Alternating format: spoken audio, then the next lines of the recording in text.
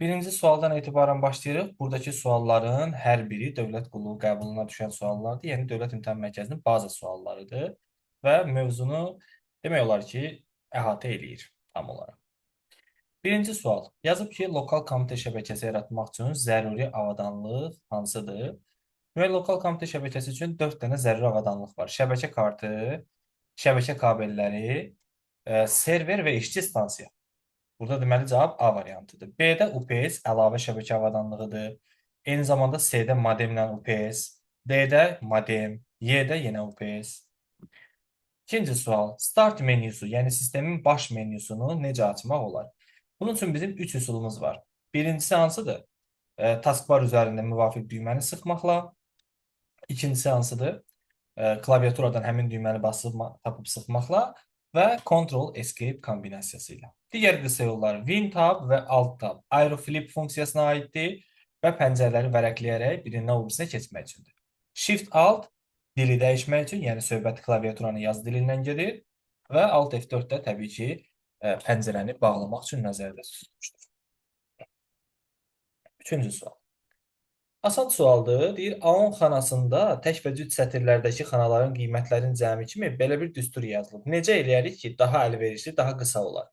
Baxıram ki, burada A1-dən A9-a kimi cütlər yoxdur. Burada da cütlər var. Deməli, 1-dən A1-dən A9-a kimi bütün xanaları cəmləyir. Deməli, elə bura sadəcə olaraq bərabərdir sum A1, A9 yazmaq daha əlverişli olar. Nəinki belə uzun-uzadı yazmaq. Dördüncü sual. Elektron məktubu göndərərkən alan adamın elektron poçt ünvanı mütləq göstərilməlidir. Mütləq şəkildə. Y variantı. Website adında hansı hərbi təşkilatdır? Qeyd edirsiniz, military düzgün cavabdır. Education, təhsil. Government, dövlət təşkilatı. Network, şəbəkə agentliyi. Kommersiya şirkəti və ya kommersiya ünvanı təşkilatı. 6-cı sual. Şəkildə Bakı şəhəri üzrə 4 ayda satılmış malların cəmi. Deməli, biz birinci bilməliyik Bakı üzrədir. İkinci bilməliyik ancaq cəmini istəyir. Bir də 4 ay üzrə istəyir. Deməli, Bakı şəhəri üzrə biz, bu açıq sualda variantları yoxdur. Bütün aylar üzrə, yəni C3 xanasından ta ki F3 xanasına qədər bütün, bax bu gördüyümüz qiymətləri cəmləməliyik. Söhbət yalnız və yalnız Bakı şəhərindən gedirsə. Yox, əgər burada Sumqayıtı, Gəncənin də qatası olsaydı, onda biraz da diapazonu böyütmək olardı. Deməli, necə yazarıq düsturu? Bərabərdir sum C3 qoşa nöqtə F3. F3. Növbəti sual. Ulduz topologiyasının mərkəzində bir abonent durur. Demişik ki, həmin abonent əgər kompüter olsa, buna deyərlər nə?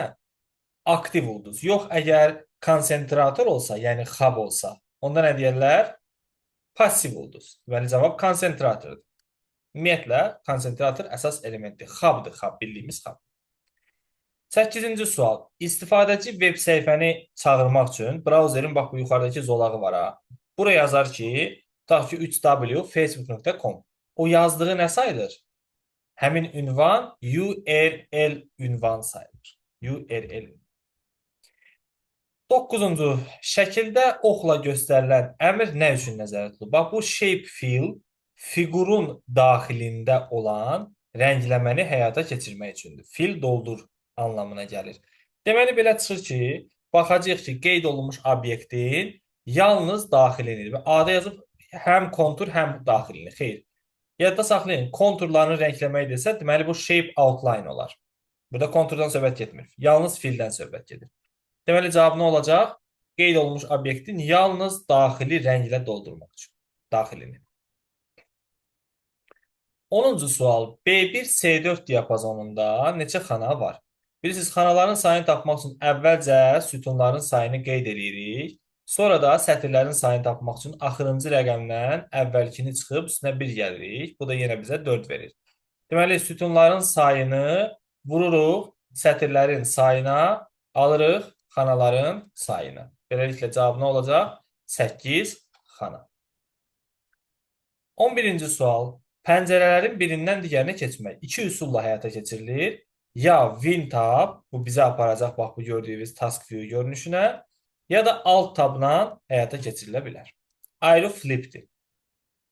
12-ci sual. Qadağan olunmuş simvollar hansılardır? Sual işarəsi, ulduz, qoşa nöqtə, düz xətt, slashlər, böyüdür, kiçikdir və dırnaq.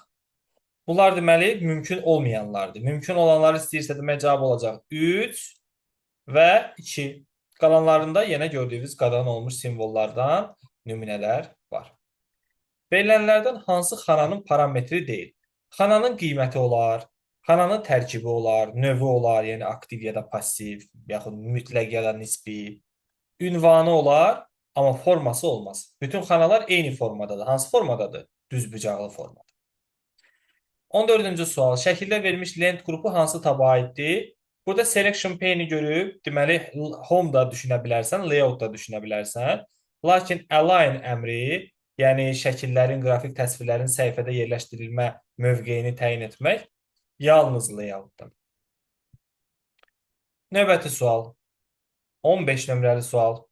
Şəkildə verilmiş lent qrupu hansı lent tabına aiddir? Bu, şəkillərin, qrafik təsvirlərin, cədvəllərin adlandırılması üçün olan bir lent qrupudur. Hansı ki, reference, yəni ссылки, istinadlar lent tabına aid ola bilər. A1 xanasını B1-ə bölmək. Bilirsiniz, bax, A olmaz, D olmaz, bunu bilirsiniz. Bəs B, C, Y-də hansında düz, hansında səhv var? B variantında səhv odur ki, bölmək üçün qoşa nöqtədən yox, slashdən istifadə olunur. C-də səhv odur ki, bölmə soldan sağa yox, sağdan sola istiqamətdə olur. Deməli, cavabımız Y variantıdır. 17 nömrəli sual. Mətn fraqmentini sənəddə saxlanılmadan, yəni əvvəlki yerindən yox olur, gedir düşür buferə, nə zaman lazım olar yapışdırarsan. Saxlanılmadan dediyi üçün söhbət katdan gedir, Ctrl X-dən. Əgər desəydi ki, əvvəlki yerdə qalmaq şərti ilə buferə köçürmək, onda olardı C variantı. B variantı nə üçündür? Mətn fraqmentinin formatını başqasına mənimsətmək üçün. A nə üçündür? Öncədən verilən format varsa onu silmək üçün. D nə üçündür? Mətni yapışdırmaq üçün. Aktiv pəncərənin bağlanması. Demir ha, bütün pəncərələrin, aktiv pəncərənin. Bu, Ctrl plus W yaxud Ctrl plus F4 ola bilər. Kursoru abzasın başlanğıcına yerləşdirmək üçün klaviaturadan istifadə edilən düymələr hansıdır? Deyirsə, abzasın başlanğıcına, deməli, Ctrl yuxarı. Desəydi ki, abzasın başlanğıcına qədər seçmək sözü işlənsəydi orada, onda cavab nə olacaqdı? Y variantı olacaqdı. Aydındır. Bax, bu çox önəmli bir məsələdir. Seçim varsa 100%, shift orada mütləq öz yerini tutmalıdır. 20 nömrəli sual. Hansı lent tabana aiddir? Baxın, tor xətlərinin və başlıqların gizlədilib göstərilməsi Excel-də iki yerdə var. Bir view lent tabındadır, biri də page layout-dadır. Burada görürsünüz, view lent tabı verilməyib. Laf verilsə belə bir görüntü yoxdur orada. Sırf sheet options lent qrupu page layout-dadır. Yenə qarşılıq olmasın deyənə view tabını verməyib. Verilənlərin modeli nədir? Bilirsiniz, bizim neçə modelimiz var əsas? Hierarxik, şəbəkə, obyekt yönümlü, bir də irreliasiya.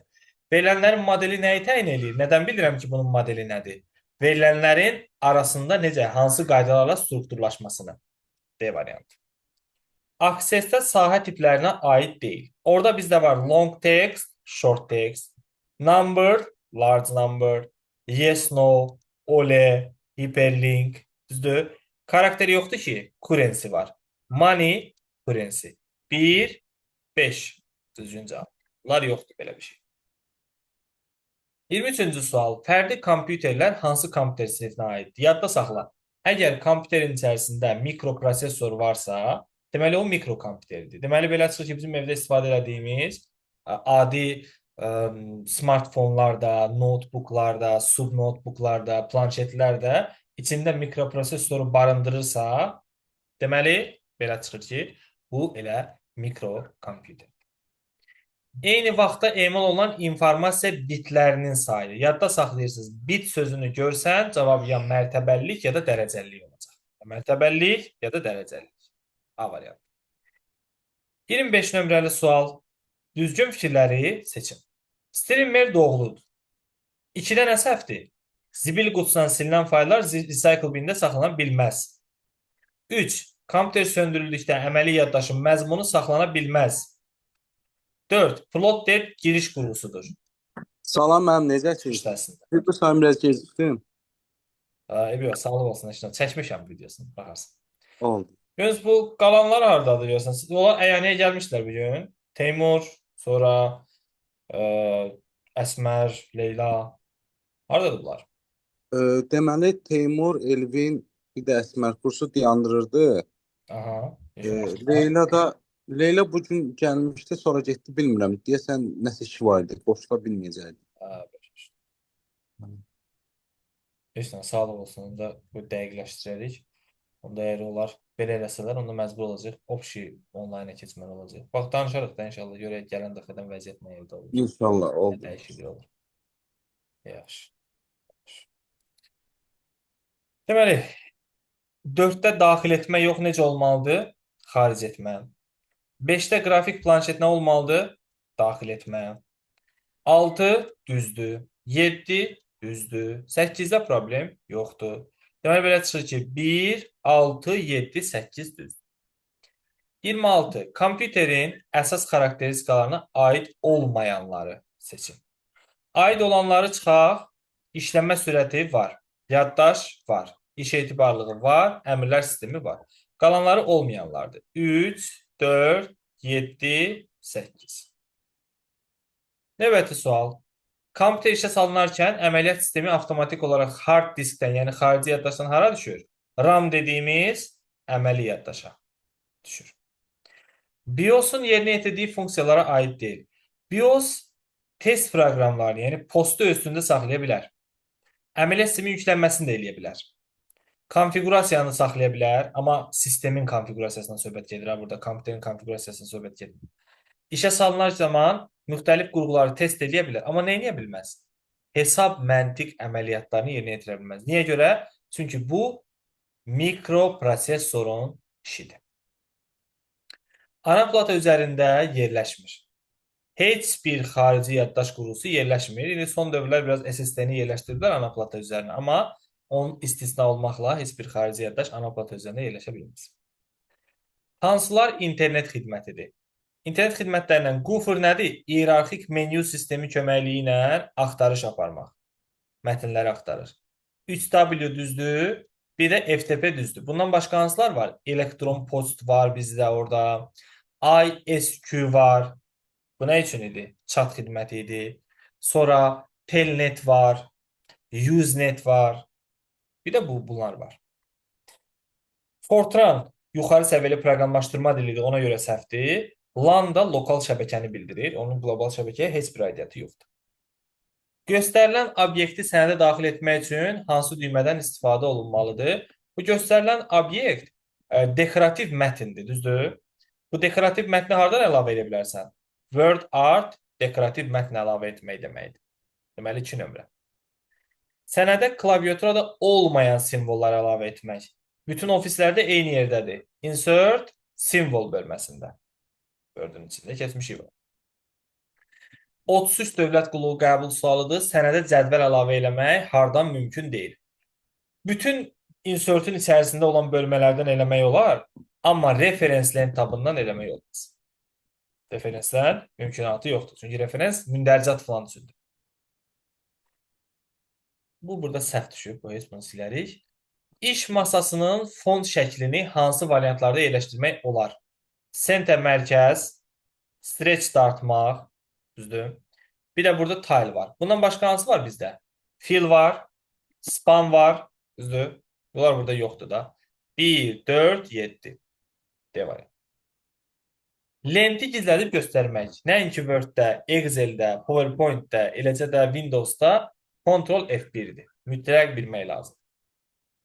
Mətn formatını başqa bir mətnə tətbiq etmək, köçürmək. Bayaq dedim sizə, budur. Bu biraz tələbələri çaşdırır şəkil olaraq. Bu isə abzasları belə deyək, sıralamaq üçündür. Əlifba sırası ilə. Şəkildə göstərən əmr nə edər? Down nə deməkdir? Aşağı deməkdir, düzdür? Bizim də diapazonda yuxarıda 1 yazılıb. Deməli, bütün bu diapazon hamısı 1 ilə doldurulacaq. 1 ilə. C variantı. Klaviaturadan home düyməsi hara aparır bizi? Sətrin əvvəlinə. Səhifənin əvvəli hansıdır? Control, page up. Sənədin əvvəli Control home. Sənədin sonu Control end. Sətrin sonu adi end. Bunlar. OCI modelinin səviyyələri. Bax, burada əsas sözlər var. Semantika gördüyün tətbiqidir. Nəzarət gördüyün nəqliyyatdır. Yox, əgər paketlərin qəbulu, axının idarə olunması və yaxud da şifrələmə falan görsən, onda deyərsən şəbəkədir. Bu da C variantı. Elektron cədvəlin çap səhifələrinin mərkəzində düzləndirilməsi. Baxın, yadda saxlayın. Səhifə ilə bağlı olan şeylər əgər home-da olsa cavab layout-dur. Amma elektron cədvəl deyirsə, yəni Excel olsa, home-da deyim. Demək istəyirəm ki, Word-da olsa, deməli layout-dur.